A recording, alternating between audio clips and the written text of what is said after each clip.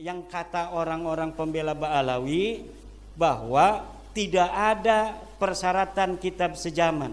Ini pengarang kitab Rasail fi Ilmil Ansab, Sayyid Husain bin Haidar Al-Hashimi adalah ahli nasab. Dia mengarang kitab Ansab Ummahatil Mu'minin.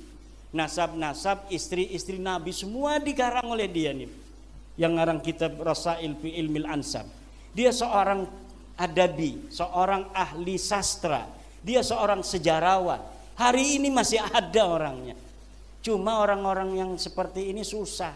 Saya cari alamatnya nggak ketemu. Kalau nyari alamat saya, bapak-bapak ini sangat mudah sekali. Lihat di internet, Imaduddin Usman Al-Bantani ada alamatnya. Bahkan ada Google Map-nya.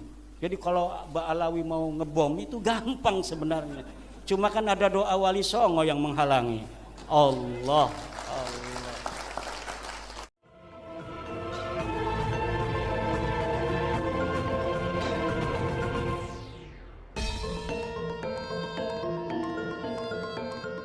Nah ini sudah tuh kan kitab kitab sejaman. Wa yuwazzi'u at-tabaqati 'ala al-fatrati az-zamaniyati allati saghalat has-silsilah wa yuwassiku hadhihi at-tabaqati min al-masadiril mu'tabarati ma amkana ila akhir tabaqatin, sampai akhir tabaqah. Itu harus ada kitab-kitab yang menyebutkannya. Kemudian mata sahhatin nisbatu lil fardi aw lil jamaah, ketika sebuah nasab sudah sahih, baik nasab individu atau nasab jamaah qabilah, fa innan nasabata yaqumu bi taqwimi silsilati wa taswibil khalalit tari'i 'alaiha. Maka seorang ahli nasab itu melaksanakan takwimus silsilah. Sama enggak deh dengan apa yang ada di kitab dengan silsilah yang dia akui.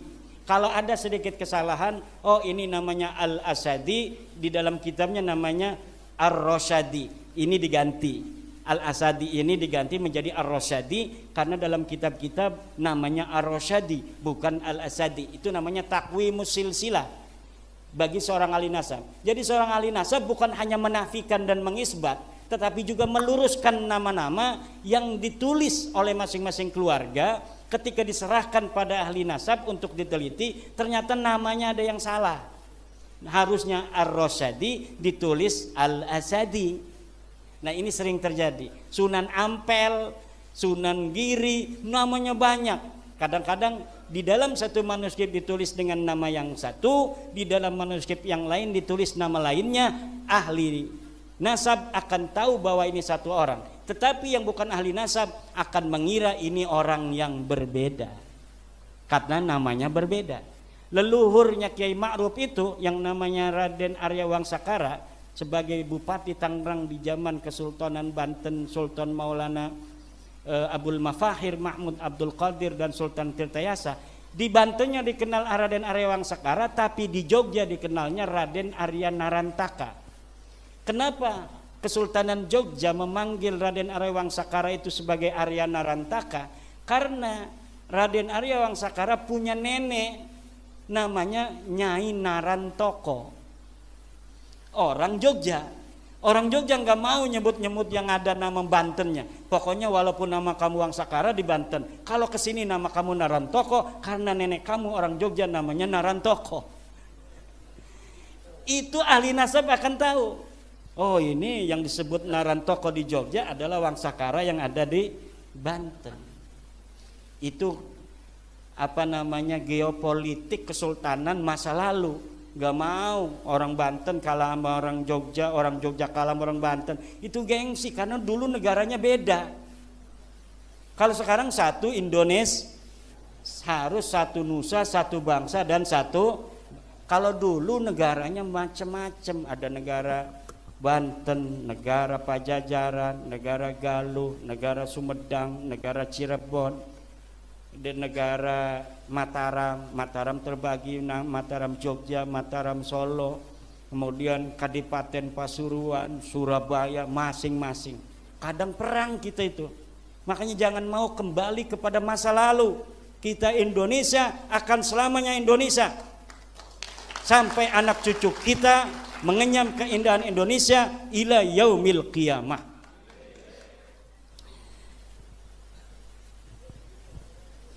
Ketika nih sebentar lagi, madamat sahihatan ghaira makdzubah, kalau setelah kita meneliti nasab itu, nasabnya memang nasab sahih, maka akan dapat terverifikasi dan terkonfirmasi dari kitab-kitab nasab itu. Oh, ini ada di kitabnya, ini benar. Bapaknya namanya Ahmad, oh ada tuh disebut dalam kitab ini. Bapaknya Ahmad namanya Isa, oh ada di dalam kitab yang lebih tua. Isa nama ayahnya Muhammad, oh ada di kitab yang lebih tua lagi. Muhammad punya ayah namanya Ali Al-Uraidi, dalam kitab yang lebih tua lagi, oh ada. Setiap masa ada kitab yang sudah ditulis untuk keluarga Nabi. Ya aja keluarga kita mah 4 nama aja udah hebat kita hafal, betul nggak?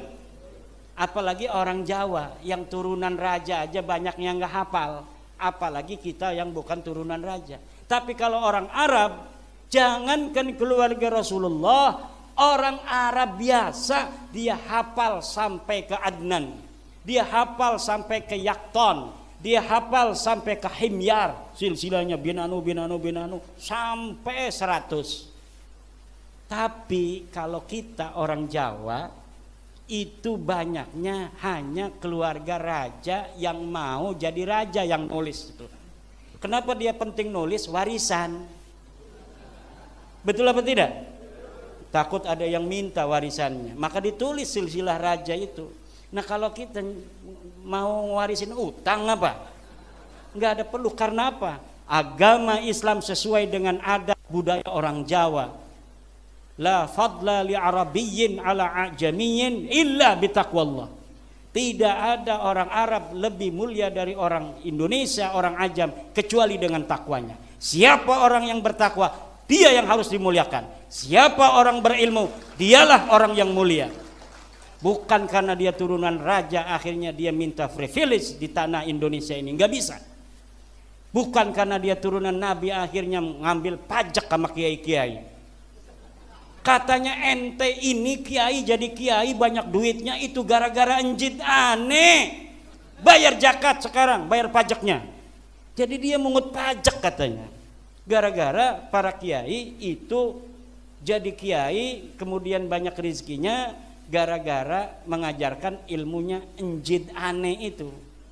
Dan ini na'udzubillah summa na'udzubillah dalik tidak dilakukan oleh keturunan Nabi yang asli. Tidak ada keturunan Nabi yang asli yang berpikiran seperti itu, menganggap bahwa dia merasa berhak untuk dimuliakan hanya karena dia keturunan Nabi Muhammad. Keturunan Nabi Muhammad yang asli tidak akan seperti itu. Apalagi ada orang yang tidak percaya dengan nasabnya. Kamu keturunan Nabi Muhammad? Iya. Nggak percaya orang seperti keturunan Nabi. Orang yang keturunan Nabi asli nggak bakal marah. Yang asli pasti nggak bakal marah. Ya ngapain? Saya anak siapa kamu? Samlawi bapak saya. Nggak percaya kamu anak Samlawi? Ya biarin. Ya enggak? Ya kamu percaya nggak percaya saya tetap anak Samlawi. Turunan Nabi asli, orang mau percaya mau kagak dia turunan Nabi, ya saya tetap turunan Nabi, betul tidak? Lalu apa hubungannya dengan orang? Kenapa harus dipertahankan betul-betul orang meyakini bahwa saya turunan Nabi? Untuk apa? Hanya satu jawabannya, untuk kehormatan dan materi yang ingin dia dapatkan dari pengakuan itu. Dan masanya sudah selesai yang demikian itu untuk Wonogiri, yang lain belum. Biarkan yang lain dalam perasaannya yang terjajah, sehingga dia dilahirkan oleh ibunya sebagai manusia merdeka, hari ini masih terjajah oleh kedustaan yang diciptakan. Tapi kalau orang Wonogiri juga di pojok-pojok, saya belum yakin juga sama Kiai Imad itu. Enggak apa-apa. Dan kita jangan marah dan jangan sampai menyalahkan orang yang belum percaya kepada penemuan ini, kesimpulan ini. Jangan kita menganggap dia ini adalah orang lain. Tetap, karena nilai kesadaran frekuensinya berbeda sesuai dengan keadaan jiwanya. Kita tidak bisa kita serta-merta menyalahkan orang yang dia sejak kecil diingu oleh seorang Habib, ngaji pada seorang Habib, Habibnya kebetulan baik, nggak pernah berbuat salah. Kemudian hari ini kita mengatakan Habib itu bukan turunan Nabi, kemudian dia marah pada kita, kitanya balas marah. Jangan. Karena apa yang dia ketahui orang Habibnya itu baik. Kan Habib itu walaupun nasabnya palsu, nggak mesti orangnya semua jahat, enggak, pasti ada yang baik. Manusia itu semuanya punya kecenderungan kebaikan dan keburukan yang sama, anak siapapun dia. Dan potensi seseorang anak Adam untuk menjadi orang besar dalam kehidupannya, anak siapapun, keturunan siapapun sama. Buktinya turunan Nabi juga banyak yang mabok. Orang ngaku turunan Nabi tapi mabok. Ngakunya turunan Nabi, mabok. Katanya harus dikasih beras. Katanya kakinya lebih mulia daripada sorbannya kiai, walaupun dia tukang mabok. Naudzubillah, tidak ada ajaran Islam seperti ini. Kalau ada narasi-narasi yang demikian, itu adalah narasi penipu-penipu dari orang yang mengaku turun Nabi, padahal Nabi lebar dari dirinya, tidak ada kaitan antara dirinya dengan Nabi dari silsilah nasab dan akhlak, tidak ada. Serakin yakinnya 100% orang semacam itu yang mudah mabok, mudah menghina orang, mudah mengintimidasi, tidak suka direndahkan, kalau direndahkan sedikit aja marah, maunya dimuliakan. Itu bukan ciri genetik Rasulullah Muhammad SAW. Genetik Rasulullah itu genetik tawadu, bijaksana, sopan, jujur. Ada yang menghina dia senyum, itu genetiknya Rasulullah. Dan genetik Rasulullah itu miripnya bukan dengan mereka, tapi miripnya orang Wonogiri. Kalau dia dagang bakso, ada yang utang senyum, bayarnya besok. Besoknya ini mangkok ditempahin dengan dia. Ini akhlak orang Jawa, itu asbahul akhlaqi bin Nabi sallallahu alaihi wasallam. Cuma ketawaduan ini sekarang jangan dipakai 100%. Orang yang terlalu tawadu gampang dijajah. Orang yang terlalu sopan gampang ditipu. Orang yang terlalu tawadu gampang dijajah. Orang terlalu sopan gampang ditipu. Sama dengan orang yang selalu husnudon, mudah sekali ditipu. Ada maling datang, kayaknya mau maling, bukan, kita juga boleh suudon, husnudon aja. Padahal tampangnya udah kelihatan, tampang maling kan, pelangap-pelongo segala macam. Lah husnudon, kita kan hatinya nggak boleh suudon pada orang. Akhirnya alhamdulillah laptop dan HP-nya hilang, lagi di meja.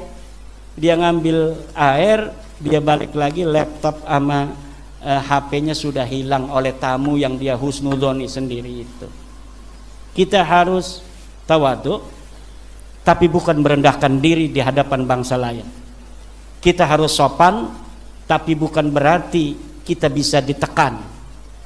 Kita harus berakhlak, tapi bukan berarti kita mau direndahkan.